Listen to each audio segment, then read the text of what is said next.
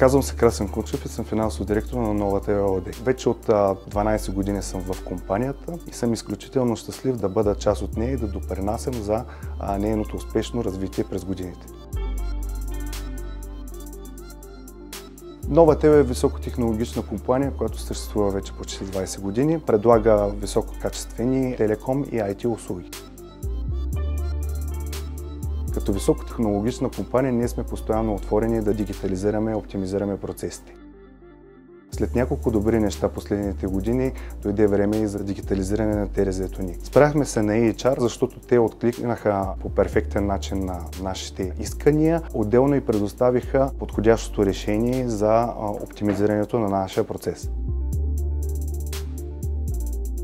В началото не беше лесно, защото цялата тази хартиена документация трябваше да се прехвърли на EHR. С любезното съдействие на колегите от EHR, нещата се случиха доста бързо и ние успяхме да мигрираме и в момента вече работим paperless.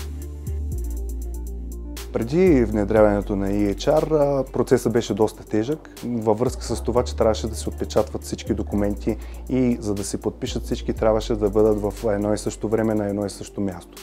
След което всички тези копия от документите трябваше да се приберат в досиетата и имаше възможност някои от документите да бъдат загубени.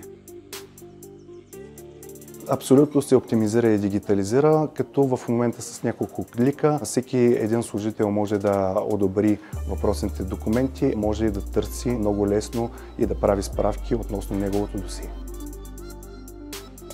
Моите най-любими са отпуските, тъй като всеки може с 2 клика да си вземе отпуск, а също така това се визуализира и на календар. Другото, което е много лесно всеки служител да търси документите в базата данни, в неговото досие, което има. На трето място също е много лесно от всякъде да се одобряват и подписват документи.